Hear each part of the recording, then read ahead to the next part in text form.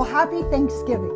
And Faith Leader, I hope this will be a grateful Thanksgiving for you. And I'm realizing the older I get, I'm not sure I always get mature, but I'm going to say the older I get, the more I realize that Thanksgiving and gratitude is an absolute choice.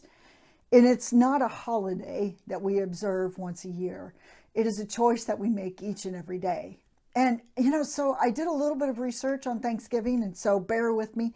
Thanksgiving, it started in 1621, celebrated a bountiful harvest. It was after they landed, the Pilgrims landed, and there were 102 of them, original Pilgrims, but only 46 made it through the harsh winter.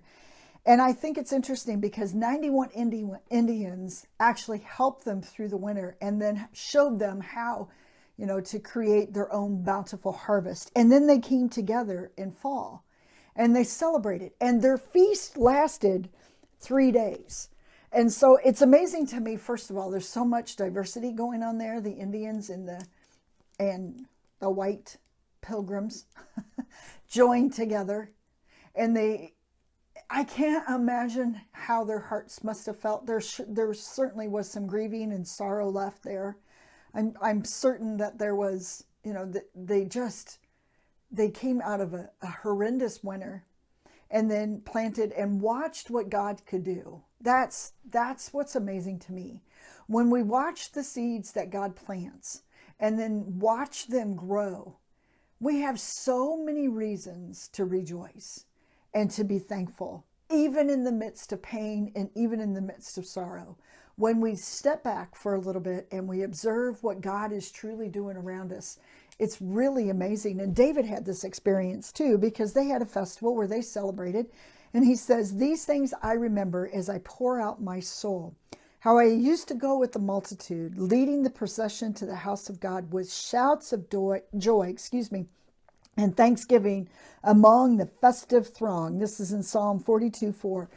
And you know what led David to this place of celebration was his remembrance. He remembered what God has done and what God is doing. And so I guess today, I just want us to recall.